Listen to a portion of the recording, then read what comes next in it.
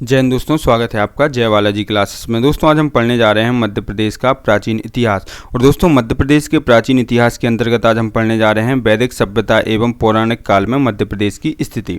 तो दोस्तों सबसे पहले हम बात करें कि ऋग्वेद में जो है मध्य प्रदेश का उल्लेख नहीं मिलता है, लेकिन दोस्तों उत्तर वैदिक संहिताओं, ब्राह्मण ग्रंथों एवं अरण्यकों में मध्य प्रदेश से संबंधित विवरण मिलता है।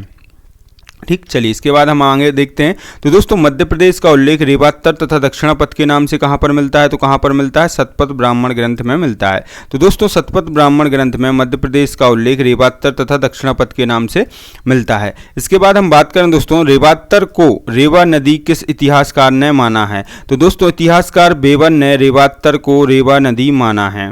ठीक, रेवा नदी अर्थात नर्मदा नदी का ही नाम क्या था दोस्तों? रेवा नदी है। आगे हम इसी वीडियो में पढ़ेंगे कैसे नर्मदा नदी का नाम रेवा नदी पड़ गया। ठीक है, चलिए इसके बाद हम बात करें दोस्तों विंध्य पर्वत का उल्लेख कहाँ पर मिलता है? तो दोस्तों विंध्य पर्वत का उल्लेख ऐत्रेय ब्राह्मण, कौशिकी उपनिषद व वशिष्ठ धर्म सूत्र में मिलता है। ठीक, चलिए इसके बाद दोस्तों हम बात करें मध्य प्रदेश के घने जंगलों में रहने वाली निषाद जाति का उल्लेख कहाँ पर किया गया है? तो दोस्तों निषाद जाति का जो उल्लेख है हम देख लेते हैं कहाँ पर किया गया है। तो दोस्तों उत्तर वैदिक काल में कुछ अनार्य, विशेषकर निषाद जाति, ठीक, निषाद जाति को किसके अंतर्गत रखा गया है दोस्तों? अनार्य के अंतर्गत रखा गया है, आर्यों में नहीं रखा गया है। ठीक, तो उत्तर वैदिक काल में कुछ अनार्य विशेषकर निषाद जाति का उल्लेख कहाँ पर मिलता है? तो दोस्तों ऐत्रेय ब्राह्मण में मिलता है। निषाद जाति जो है दोस्तों मध्य प्रदेश के घने जंगलों में निवास करती थी, विशेषकर सतपुड़ा हुआ विंध्य पर्वतीय प्रदेश के जंगलों में।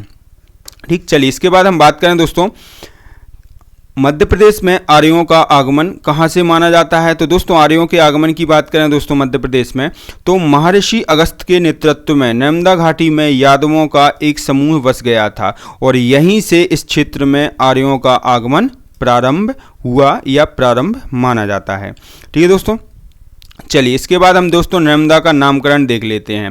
तो दोस्तों यहाँ पर थोड़ी सी हम बात कर लेते हैं। जो नर्मदा थी वो किस वंश की राजकुमारी थी? तो दोस्तों ये नागवंश की राजकुमारी थी।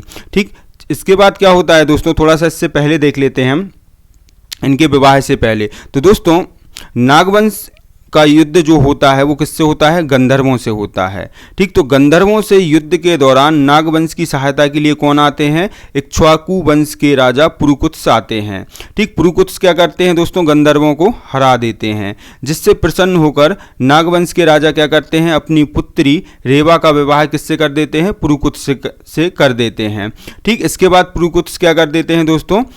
रेवा का नाम बदलकर नर्मदा कर देते हैं। ठीक, नर्मदा का प्रारंभ में नाम क्या था दोस्तों? रेवा था।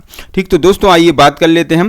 पौराणिक जनश्रुतियों के अनुसार कारकोट नागवंशी शासक नर्मदा के किनारे कहाँ के शासक थे? काठे के शासक थे। ठीक, ऐसे समय में गंधर्वों से जब नागवंशी शासकों का झगड़ा हुआ तो अयोध्या के इक्ष्वाकु नरेश मंधाता ने अपने पुत्र पुरुकुत्स को नागों की सहायता के लिए भेजा। ठीक है दोस्तों, तो इक्ष्वाकु वंश के बारे में दोस्तों हम आगे पढ़ेंगे। ठीक है, इसी वीडियो में पढ़ेंगे। और ठीक, तो गंधर्वों से किसका युद्ध होता है? नागवंश का युद्ध होता है। और नागवंश की सहायता के लिए इक्ष्वाकु नरेश मंधाता किसको भेजते हैं? अपने पुत्र पुरुकुत्स को भेजते हैं। ठीक, इसके पश्चात क्या होता है दोस्तों? पुरुकुत्स की सेना ने गंधर्वों को बुरी तरह हराया और इस विजय अभियान से खुश होकर नाग शासक ने अपनी कन्या रेवा का विवाह किससे कर दिया दोस्तों? इक्ष्वाकु राजकुमार पुरुकुत्स से कर दिया। ठीक, और पुरुकुत्स ने जो है रेवा का नाम किस में परिवर्तित कर दिया दोस्तों? नर्मदा में परिवर्तित कर दिया। ठीक है दोस्तों, तो आ गया समझ में कि रेवा का नाम नर्मदा में परिवर्तित कैसे हो गया? तो किसने किया था? राजा पुरुकुत्स ने किया था, जो कि उनके पति थे। ठीक, और पुरुकुत्स किस वंश के थे दोस्तों? तो इक्ष्वाकु वंश के थे। ठीक है दोस्तों, तो यहाँ पर इक्ष्वाकु वंश की बात की है, तो आइए थोड़ा सा इक्ष्वाकु वंश के बारे में देख लेते हैं।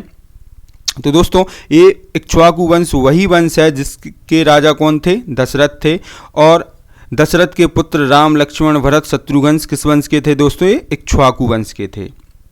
ठीक है, तो आइए देख लेते हैं दोस्तों इक्ष्वाकु वंश की स्थापना कैसे हुई। तो दोस्तों मनु के पुत्र इक्ष्वाकु के नाम पर इस वंश की स्थापना हुई, जिसका शासन दोस्तों कहाँ पर था? दंडकारण्य में था। ठीक है दोस्तों, दंडकारण्य जो जंगल है दोस्तों अब किस राज्य में आने लगा है? छत्तीसगढ़ राज्य में आने लगा है। पहले ये किस राज्य में आता था? मध्य प्रदेश के अंतर्गत ही आता था। ठीक, चलिए इसके बाद आगे पढ़ चुके हैं हम इससे पहले कि इस वंश के प्रतापी राजा मंधाता ने अपने पुत्र पुरुकुत्स को मध्य भारत के नाग राजाओं की सहायता हेतु भेजा था। इसके बाद हम बात करें दोस्तों, नाग राजकुमारी रेवा का विवाह किसके साथ हुआ था? तो पुरुकुत्स के साथ हुआ था। ठीक, चलिए एक महत्वपूर्ण क्वेश्चन यहाँ पर बनता है दोस्तों कि इक्ष्वाकु वंश के किस राजा ने अपने पूर्वज के नाम पर मंधाता नगरी बसाई थी? तो किस राजा ने बसाई थी? मुचुकुंद ने बसाई थी। ठीक, तो आइए देख लेते हैं हम कि इस वंश के राजा मुचुकुंद ने ऋक्ष और परियात्र पर्वतमालाओं के बीच नर्मदा नदी के तट पर अपने पूर्वज मंधाता के नाम पर मंधाता अर्थात ओंकारेश्वर नगरी बसाई, जो कि वर्तमान में किस जिले में है? खंडवा जिले में है। ठीक, चलिए थोड़ा सा और देख लेते हैं दोस्तों इक्ष्वाकु वंश के अलावा कि व्यवस्थ मनु के एक पुत्र कौन थे? कारुस, जिन्होंने किस देश की स्थापना की थी दोस्तों? कारुस देश की स्थापना की थी, जिसे वर्तमान में किस नाम से जाना जाता है? बघेलखंड के नाम से जाना जाता है। ठीक, तो व्यवस्थ मनु के पुत्र कारुस ने कारुस देश की स्थापना की, जिसे वर्तमान में बघेलखंड के नाम से जाना जाता है। ठीक, चलिए थोड़ा सा और बात कर लेते हैं दोस्तों। मनु की पुत्री इला का विवाह किससे हुआ था? तो किससे हुआ था? सोम से हुआ था, जिससे किस वंश की स्थापना हुई थी? चंद्रवंश की स्थापना हुई थी। ठीक, तो मनु की पुत्री इला का विवाह सोम से हुआ, जिससे चंद्रवंश, इसी को किस वंश के नाम से जानते हैं? एल वंश के नाम से जानते हैं। ठीक, तो जिससे चंद्रवंश की स्थापना हुई। ठीक, इसके बाद हम बात करें दोस्तों एल वंश का आदि पुरुष किसे माना जाता है? तो दोस्तों एल वंश का आदि पुरुष पुरुरवा को माना जाता है। ठीक, इसके बाद हम बात करें दोस्तों ये सोम जो है इनका शासन कहाँ पर था? तो सोम का शासन बुंदेलखंड में था। कहाँ पर था दोस्तों? बुंदेलखंड में था। ठीक है दोस्तों, इसको थोड़ा ध्यान से पढ़ेंगे तब जाके आगे हमें है वंश के बारे में समझ में आएगा। ठीक, तो सोम का शासन कहाँ पर था? बुंदेलखंड में था। सोम के दो पुत्र थे दोस्तों, आयु और अमावस। सोम के पुत्र कौन कौन हुए दोस्तों? आयु और अमावस हुए। इसके बाद हम बात करें दोस्तों आयु के पुत्र कौन थे? ययाति थे। कौन थे? ययाति थे। ठीक, तो आयु के पुत्र कौन थे? ययाति हुए।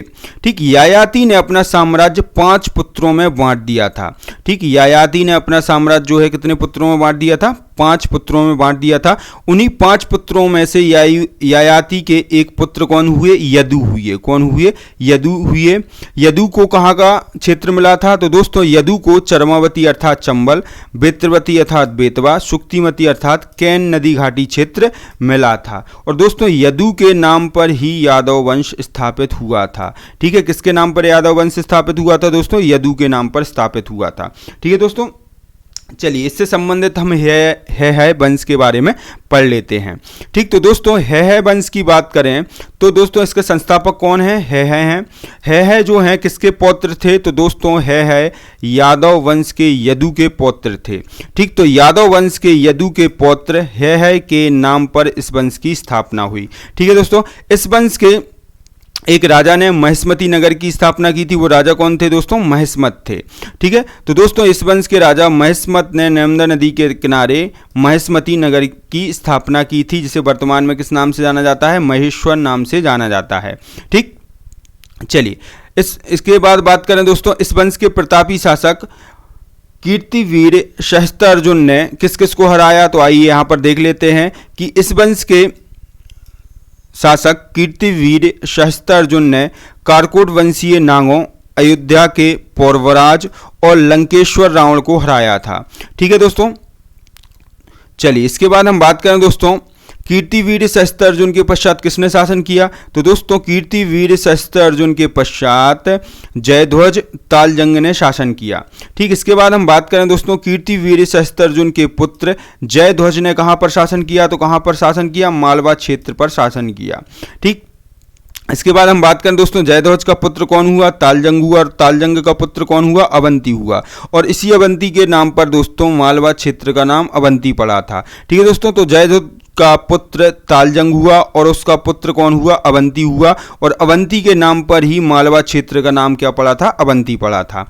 ठीक है दोस्तों, इसके बाद बात करें दोस्तों अवंती राजाओं ने यादवों से कौन सा क्षेत्र छीन लिया था? तो कौन सा क्षेत्र छीन लिया था? विदिशा क्षेत्र छीन लिया था। ठीक, तो अवंती राजा ने यादवों से विदिशा छीन लिया था। ठीक, इसके बाद हम बात करें दोस्तों हैयों की हार किससे हुई थी? तो दोस्तों हैयों की हार गुर्जर देश के भार्गवों से हुई थी। ठीक, तो कालांतर में गुर्जर देश के भार्गवों से संघर्ष में हैयों की हार हुई थी।